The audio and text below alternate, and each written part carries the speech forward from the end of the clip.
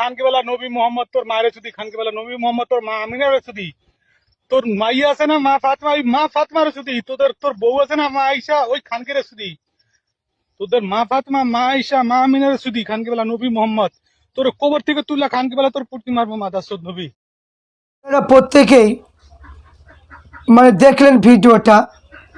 একজন একজন উগ্রবাদী হিন্মাই গোস্বামীর শিখা, একজন জানোয়ার, একজন পশুর মতো ব্যবহার। এই একজন হিন্দু ব্যক্তি শ্যামা নবীকে গালি দিচ্ছে, মা ঈসা সিদ্দিকার শানে গালি দিচ্ছে, মা আমিনার শানে গালি দিচ্ছে।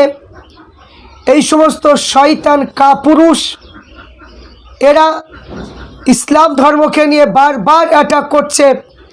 আর তার পাল্টা জবাব দিতে গেলে কিছু কাপুরুষ, এই হিন্মাই গোস্বামীর মতো কিছু কাপুরুষ পুরোহিত আছে, কিছু পুরোহিত, সবাইকে ধরবো না, যারা ভালো ভালো হিন্দু ভাই আছে, ভালো হিন্দু বোন আছে, তারা মুসলমানকে ভালোবাসে, মুসলমানকে ইফতার করায়।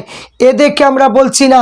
ওই যারা মুসলমানের বিরুদ্ধে কথা বলে, ওই কাপুরুষ কিছু বিজেপি আরএসএস কিছু মানে কি নেতা, কিছু পুরোহিত, কিছু মানুষ রয়েছে, এরা মুসলমানদেরকে সব সময় নিয়ে কথা বলে। এই সমস্ত জানোয়ারগুলো আজ যেভাবে আমার নবীর শানে গালি দেওয়া, আয়েশার শানে গালি দেওয়া এবং আমিনার শানে গালি দেওয়া, আজ যদি তার ধর্মের কোনো কিছু নিয়ে গালি যদি দিত, তাহলে এই কথাটা ভাইরাল হয়ে যেত। এই হিন্মাই গোস্বামীর মতো কাপুরুষ পুরোহিতরাই আজ মানে কি ভাইরাল করে ফেলতো। কিন্তু আজ যেভাবে আমার নবীর শানে মানে কি কথা বললো, আমরা চাই এই সমস্ত মানুষগুলোকে পুলিশের আওতায় এনে দেখে শাস্তি দেওয়া উচিত। কারণ এরা এত সাহস পায় কোথায় যে একজন মুসলমান ধর্মগুরু যে নবীকে সৃষ্টি না করলে কোনো জিনিসকে আল্লাহ পাক বানাতেন না, কোনো ধর্মের মানুষকে বানাতেন না। আর সেই নবী শুধু মুসলমানের নবী নয়, সমস্ত 18,000 মাখলুকাতের নবী। আর সেই নবীকে গালি দিচ্ছে এই বেঈমান কাপুরুষ। আল্লাহ পাক এই সমস্ত বেঈমান কাপুরুষ দেখে আল্লাহ তোমার মানে আসমানি যে মানে কি যে আযাব রয়েছে, আসমানি যে গজব রয়েছে, এই সমস্ত কাপুরুষদের উপরে আল্লাহ নাজিল করুন, আমিন। কারণ আমার নবীর শানে গোস্তাকি করা। আজ আমরা মুসলমান কোনো মন্দিরে আমরা যাই না, কোনো তাদের ধর্ম অনুষ্ঠান হলে আমরা কোনো বিরোধিতা করি না, তারা কোনো কিছু করে মুসলমান বিরোধিতা করে না। তাদের এত ধর্মে এত কিছু রয়েছে, আমরা কোনো কিছুর বিরুদ্ধে বলতে চাই না, কারণ তাদের ধর্ম তাদের কাছে ভালো, আমার ধর্ম আমাদের কাছে ভালো। কিন্তু আজ এরা মনে করছে যে আমরা মানে এক এক জায়গায় হিন্দুর সংখ্যা বেশি বলে আমরা যা ইচ্ছা তাই বলে বেড়াবো, যা ইচ্ছা তাই করে বেড়াবো, বলবো যে এটা করা মাত্র কদিন করবেন, মরণ কিন্তু একদিন হবে।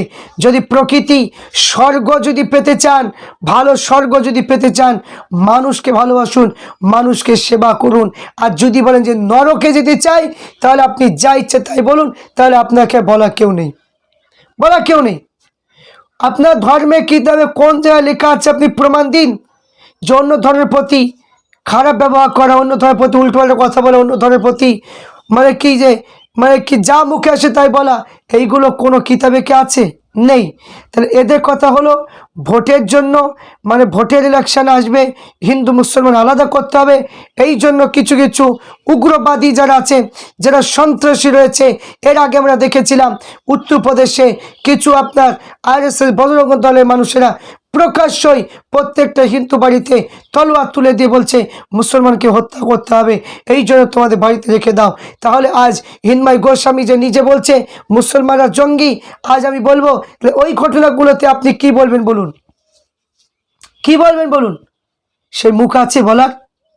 তো এখানে আমি চাই যে এই যে কথাগুলো বললো, নোংরা কথাগুলো, আমি প্রত্যেক হিন্দু ভাইদের কাছে আমি এই প্রশ্নটা আমি ছুঁড়ে ফেলবো।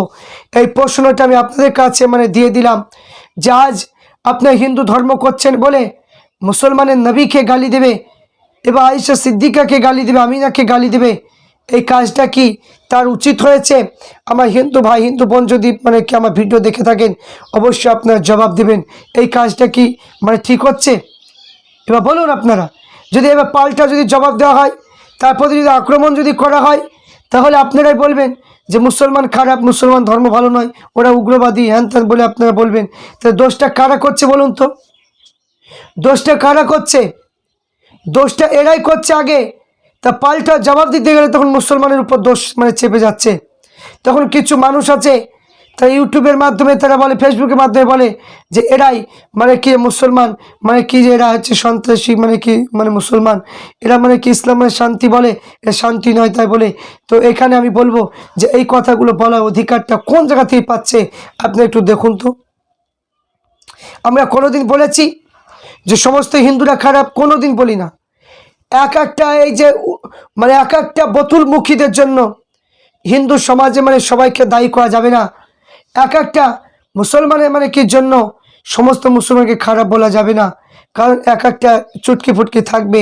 তাদেরকে পুলিশ প্রশাসন তাদেরকে যদি আইন আওতায় এনে যদি কঠিন শাস্তি যদি দেয়, অবশ্যই তার যোগ্য জবাবটা পাবে, অবশ্যই তার বিচারটা যদি ভালোভাবে হয়, তাহলে এই সমস্ত মানুষের কোনো দিন এই কথাগুলো বলতে পারবে না।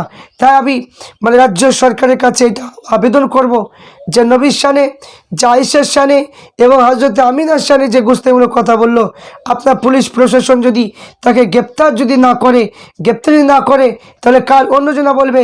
কিন্তু আজ মুসলমানে যখন কি আপনার ধর্মের সম্পর্কে যখন বলতে লাগবে, তখন কিন্তু কোনো কথা কিন্তু বললে হবে না, কিন্তু এখানে ইনসাফের মধ্যে বিচারটা আপনারা করবেন।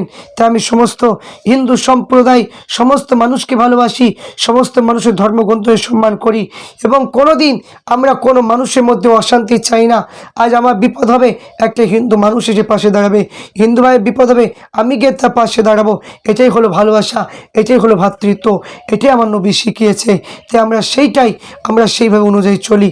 তাই আমি বলবো, যে ব্যক্তি এই কথাটা বলেছে, সে যদি জানতো নবীর সম্পর্কে, সে যদি হাদিস কোরআন যদি পড়তো, সে কোনো এই কথা বলতো না। আল্লাহ পাক ওই মানুষটাকে হেদায়েত করো এবং তাকে আল্লাহ হেদায়েত করে তাকে কি আপনার উমারে ফারুকের মতো তাকে ইসলাম ধর্ম কবুল করার তৌফিক দান করুক। আল্লাহুম্মা আমিন, আল্লাহুম্মা আমিন।